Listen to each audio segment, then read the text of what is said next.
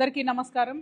రాష్ట్ర వ్యాప్తంగా ఉన్నటువంటి తెలంగాణ ఉద్యమకారులందరికీ కూడా మనస్ఫూర్తిగా ఉద్యమాభివందనాలు తెలియజేస్తూ మరి ఇవాళ అనేక ఉద్యమ సంఘాలు ఉద్యమకారుల యొక్క సంఘాలందరి ఆధ్వర్యంలో కూడా జూలై 2వ తారీఖు నాడు ఉప్పల్ బగాయత్లో ప్రభుత్వం భూమి ఏదైతే ఉందో దాన్ని భూ పోరాటం ద్వారా తెలంగాణ ఉద్యమకారులందరం కూడా మరి ఆక్రమించుకోవాలనేటటువంటి నిర్ణయం తీసుకున్నాం.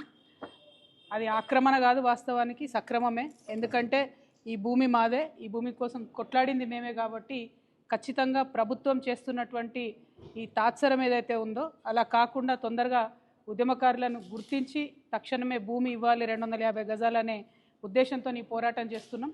ఈ కార్యక్రమానికి రాష్ట్ర వ్యాప్తంగా ఉన్నటువంటి ఉద్యమకారులందరూ కూడా తరలి రావాలని చెప్పి మీ అందరినీ మనస్ఫూర్తిగా నేను రిక్వెస్ట్ చేస్తూ ఉన్నాను.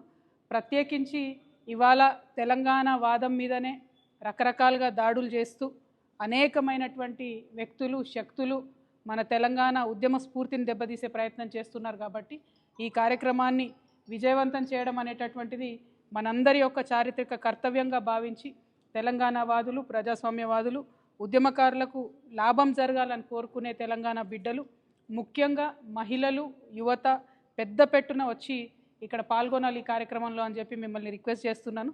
ఎందుకంటే మీరు భవిష్యత్ తరాల వాళ్ళు, మీ భవిష్యత్తు బాగుండడానికే చేసినటువంటి ఉద్యమకారులు వారి జీవితం అంతా కోల్పోయారు. కాబట్టి యువ మిత్రులు పెద్ద పెట్టున ఈ కార్యక్రమానికి రావాలని చెప్పి మనస్ఫూర్తిగా ఆహ్వానిస్తున్నాను. జై తెలంగాణ.